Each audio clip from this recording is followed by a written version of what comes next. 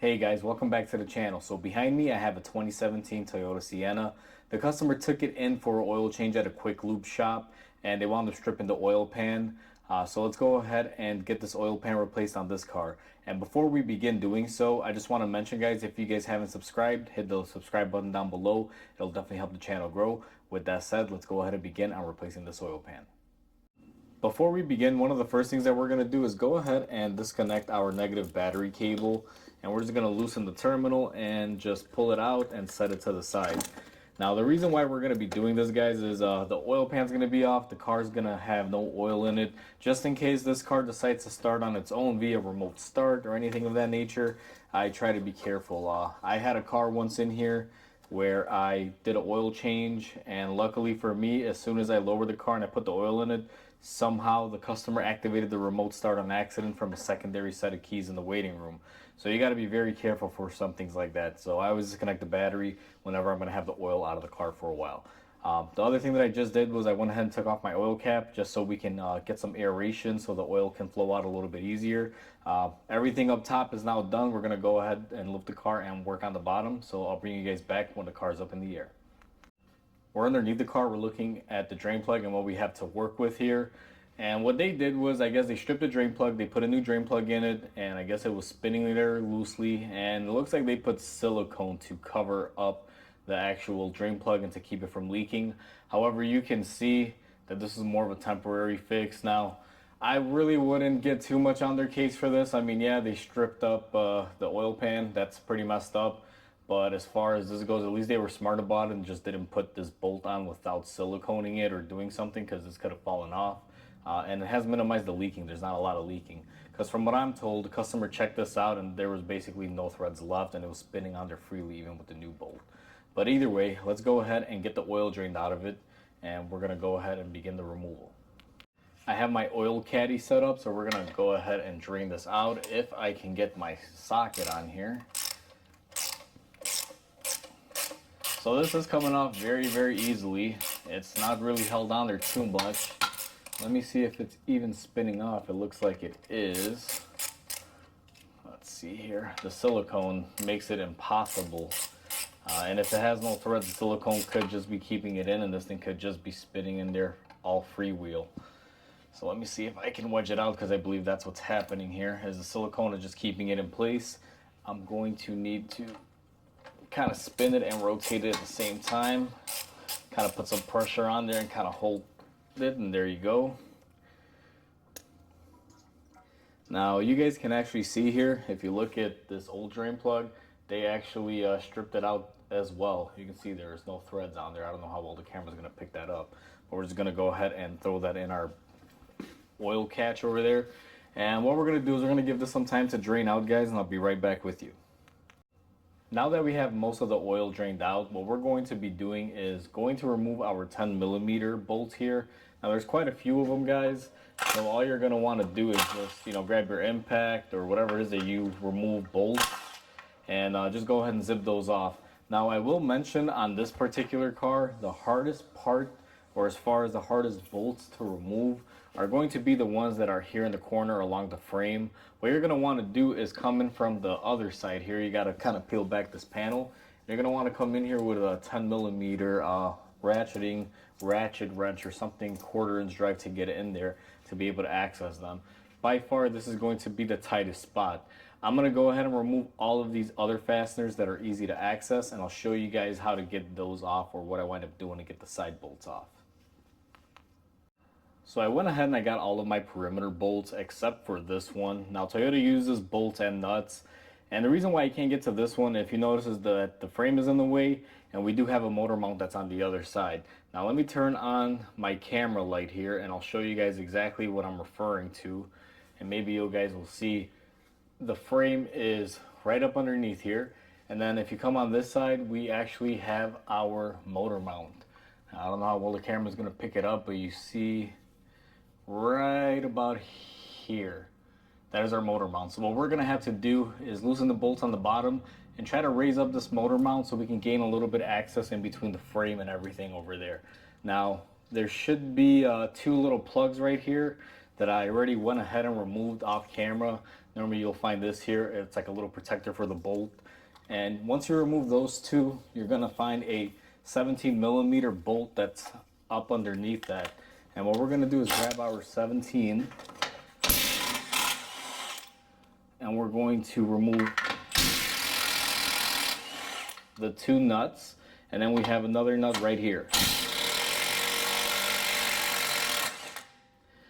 Now those are the three supporting bolts for the motor mount towards the bottom. What I'm gonna do now is get a engine stand and try to lift up and push the motor up so I could gain a little bit of access in there. So give me a second, guys. Let me get my setup going here and I'll bring you right back. After we unbolted the motor mount on this side, guys, what I did was I took a block of wood and my on-lift engine lifting hoist, whatever you call this jack stand, and I went ahead and I lifted up the oil pan and the whole engine a little bit. Now I just need enough room to get in here to be able to get this with my swivel, because there was no way I was gonna reach it any other way. And I know you guys are probably thinking, wait a minute, Mike, you have to remove the oil pan. Well, yes, I do. Well, what I'm going to do is I'm just going to go ahead and remove this one bolt using this method, because this is the only bolt that I cannot gain access to. And I'm going to take off my jack here.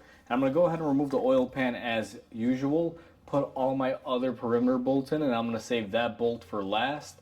And I'll have to hoist up the engine again using the oil pan.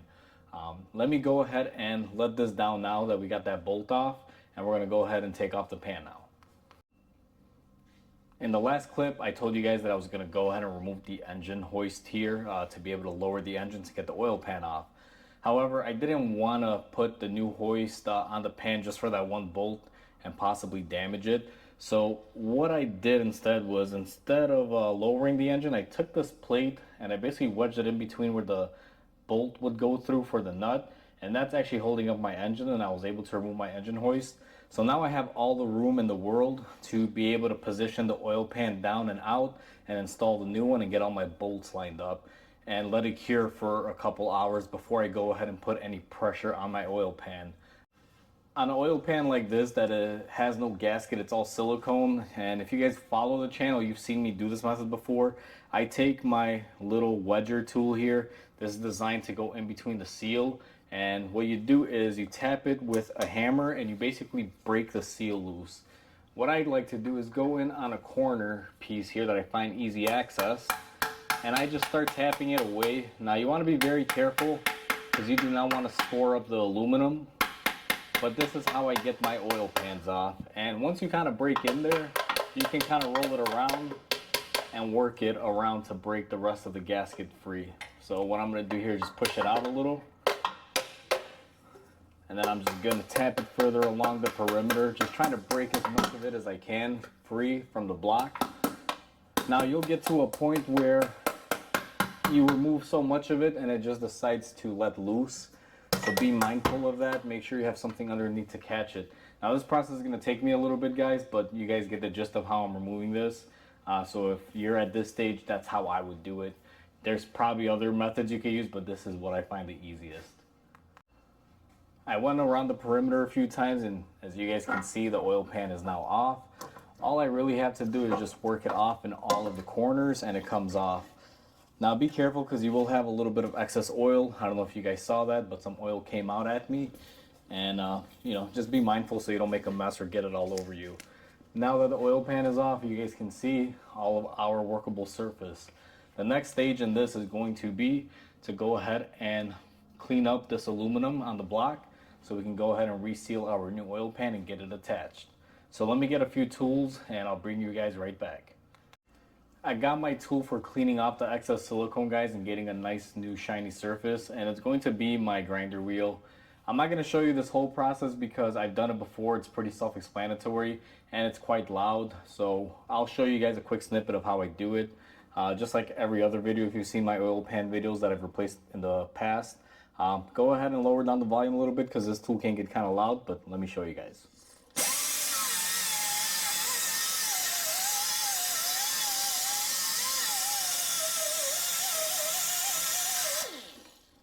And that's how I clean up the material. I'm gonna go around the whole perimeter and do that. Now the roll lock discs that I use are actually made not to take off any material. They're just there to basically clean up. They make a variety of them. So you don't want to just take like a metal grinding disc to this. You want to make sure you have the appropriate wheel. I've gone ahead and I cleaned up my surfaces, guys. I used my wheel in conjunction with a little bit of Scotch brake pad just to kind of get in there and clean up little nooks and crannies. Now what I'm going to do is take my brake cleaner and I'm just going to go ahead and clean everything off. When you use the grinder wheel method, it tends to throw stuff all over. So I'm going to use my brake cleaner and I'm going to clean very, very thoroughly my pickup tube and anything in here. And as you guys can see, I'm going all out on this. I love brake cleaner. This stuff is amazing.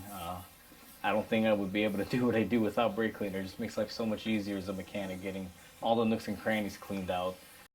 Now we're at my bench. We're going to prep the new oil pan while we let our residual oil leak out of the engine block. I'm going to take a little rag, whatever you have, with a little bit of brake cleaner. Now this pan is brand new. However, just like when you glue anything together, guys, you want to make sure that you have no oils or anything contacting the surface. So what I like to do is go around the perimeter with some brake cleaner and just clean up anywhere we're going to be applying our silicone, just to make sure that there is no oil or debris or anything that's going to interfere. Once you do that, then you're pretty much ready to lay on your bead of silicone. You can do a lot of different ways. I choose to use my Milwaukee gun here with my silicone. The one gasket maker that I use is the Right Stuff by Permatex. This stuff is awesome. I've been using it for years, never had an issue with any leaks. So let me get my gun set up and I'll show you guys how I apply my silicone bead. So I got my gun prepped here, guys, and we're going to be running down a bead of silicone. If you're doing this the manual way, you just got to be very mindful on how much you apply. Now I use my electric gun here. This can apply a pretty quick bead, as you guys can see. But what you're looking for is something similar to this. Now that we've applied our silicone to our pan, we're back on the car. And what we're going to be doing, if you guys will notice here, see all this oil that's just basically leaking down? You want to make sure that that's not going to be there, guys. So I like to take my rag with some brake cleaner and just basically wipe it off.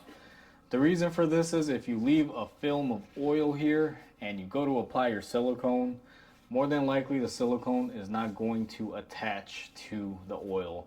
So you want to make sure that it's very thoroughly cleaned up before you even begin. So I take this step very serious because this is basically the last stage in this, and if you don't mess this up, you should be good. But if you mess it up, you're basically redoing the whole job all over again.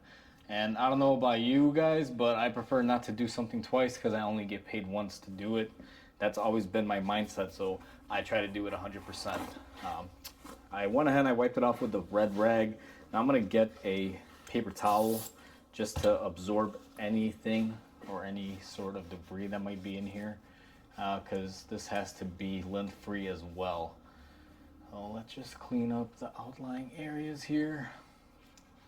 And it's not really horrible, but you're on a limited amount of time after you do this. If you guys will notice, right here is more of my problem area where a lot of oil will tend to leak out.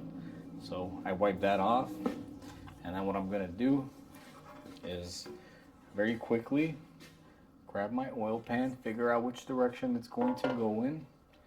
And I apologize if I'm blocking the camera, guys, but I'm going to press it up into place as soon as I can so that way no oil is leaking down. And what I'm going to do now is start threading my bolts up by hand while keeping pressure on my oil pan.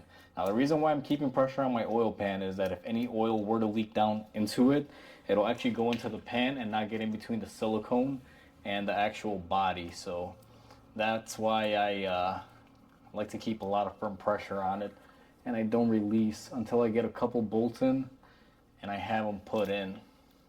Now this process is gonna take me a while, guys, because I just got to put all the bolts back. So what I'll probably do is cut the camera off and I'll bring you guys back in once I'm ready to tighten everything down, or after I've tightened everything down. But as far as this goes, follow your torque procedure, follow your pattern of torquing. You're not just going to go in a direct order. I like to kind of crisscross them. kind of go opposites. Make sure you tighten it however you tighten it, but make sure it's done correctly. So I'm going to go ahead and cut the camera off here, and I'll be back right with you guys once we're already bolted up and ready to go. Alright guys, so I went ahead and I got my pan installed. Everything is tightened and torqued up. One thing that you got to be mindful before you go ahead and do anything else at this point is go ahead and tighten up the drain plug on this. Now, some oil pans come with the plugs, some don't. This one was one of the few that came without the drain plug. I had to purchase it separately. Make sure even if it comes with the drain plug installed, you loosen it and then you tighten it and check it, because sometimes I found them to be loose, sometimes they could be tight. It just varies. Now that that's tightened up, what we're going to be doing is letting the car sit for a couple hours. I'm going to let that gasket harden a little bit, and then I'm going to give it the final torque. Now you can do it either way. A lot of people will say, oh no, you can just go ahead and torque it on right away. Now I've given it, a torque that I feel comfortable with, and I'm not going to really share my method on this because some people may say it's wrong or it's this or it's that, but I've done it this way for years. I basically will give it about a half hour or an hour, let it, sit on the rack the way it is, and I'll go in and do my final torque. Once I do my final torque, everything will be already set to go. So once I have all that done, I'll bring you guys back and show you guys how we reinstall the motor mount. Hey guys, welcome back. So actually it's been the next day here at the shop. I didn't really have anything else to work on yesterday, so what I did was I left the car in the shop overnight in the air. I got in here this morning, I went ahead and I tightened everything up. Everything is torqued correctly, and this is actually a good thing for me. I'm glad that it sat in here overnight, because now what I'm able to do is put a block on the oil pan to be able to raise and lower the motor mount. I was going to try doing it on the transmission side a little close, but it actually wasn't able to lift up the engine just because of the way it's supported. So what we're going to do now is push our oil caddy out of the way, and we're going to set up our engine hoist here, or jack. I don't really know what the proper name for this is. I believe they're called jack stands. They're very useful when your car is on the lift. Now we're going to go ahead and lift it up just a little bit, just to be able to get our steel plate out of here, guys. I don't know if you guys recall, we put this plate to keep it up because we had to block off the little bolt section. So we're going to go ahead and remove that. Now I got to line it up and slowly lower it. It'll have three little holes here. You'll have this stud there, and you're gonna have another two studs here that you're gonna line up. But usually if you line up the outside stud, you will get the inside studs as well. So once we have them showing and they're lined up, you're gonna wanna just lower the engine, and we have ours lowered all the way. Now what we're gonna do is take our fasteners and just go ahead and fasten everything up.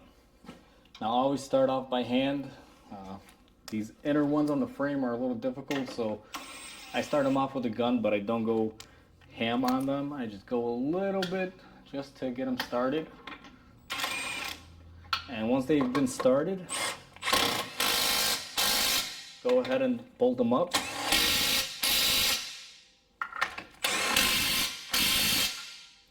Now, I'm sure there's a torque spec for these. To be honest with you, it's probably going to be what my gun can do. I've always just gunned these on. I've never, sat there and torqued them. And then what we're going to do is reinstall our plugs. Those just push into place, just like that. And now that we have all that done, we are pretty much done underneath the car. All I'm going to do is clean up my area here that I worked in with some brake cleaner. I'm going to do that off camera. I'm sure you guys don't want to see me cleaning everything up. And I'll bring you guys back when it's time to fill up the oil. So we went ahead and lowered the car. We cleaned up underneath everything, guys, so everything is all set to go. What we're going to be doing next is adding some oil to the car and hooking up the battery. Now I'm going to use my quick funnel here to be able to add the oil. This customer just got an oil change from a quick lube place. They're the ones that stripped out the oil pan. We are not changing the filter. It's only a couple days old. We're just going to be adding oil to it. Now this engine takes 6 quarts, but since we didn't drain out the oil filter, we're actually going to be adding 5 quarts because we should have a quart remaining inside the system. This customer uses Mobile One, so we're going to go ahead and use Mobile One for it. He actually brought me the oil. This is what he uses. I guess he goes to the parts place buys it and then goes to the quick lube place and pays them for labor and has them use this oil. I don't know how much they charge him, but I feel like they would still just overcharge him to do that. And on top of overcharging him and breaking stuff on this car, I'm sure he's not a happy camper about this. I know he was not happy at all when I gave him a price as far as the pan. Unfortunately for him, this oil pan is only available through Toyota. So there was no aftermarket source or anything that I could get for the oil pan, which in essence sucks because you're going to be paying dealer pricing. And sadly enough, they don't even give you everything like the drain plug and the gasket or anything. They just give you a bare bones pan. So what we're going to do now is go ahead and plug up our oil cap here, put it back into place. And next thing is going to reinstall our battery that we disconnected earlier. If I can get it here, it's kind of tucked away. I always tuck my battery cables out of the way just in case they may reattach, guys. And like I said, I'm just very cautious with this because I've had cars, start up on me and almost cause a catastrophe here. So you got to be very, very careful. So now that our battery cable is nice and tight, what I like to do, and get the wrench out of my hand so I don't make a spark, wiggle it, make sure it's tight. I'm going to go inside the car here, start it up just to circulate the oil flow through the system.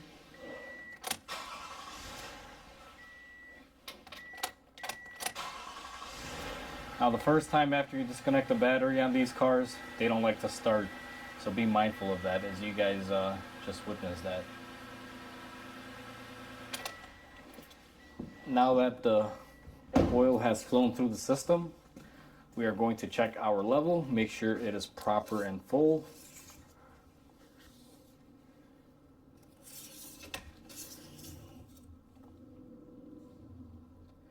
We are right where we are supposed to be. And that pretty much wraps up the video, guys. Now, what you should be doing too off camera, or at least I'm going to be doing it off camera, you'll probably be just doing it in regular fashion, is now that the oil's in the car and everything is done, you're going to want to run it for about 10-15 minutes and go back up underneath the car, make sure there's no oil leaks or anything of that nature. Just to cover your bases, I always do a safety check just to make sure that the job is done properly the first time. Because if it's leaking, I'd rather figure it out now than figure it out later when the car's already gone. So just be mindful of that, guys. So with that said, please comment, like, and subscribe. It definitely helps the channel grow. I'll catch you guys in the next repair, and until then, hope you guys have a wonderful day.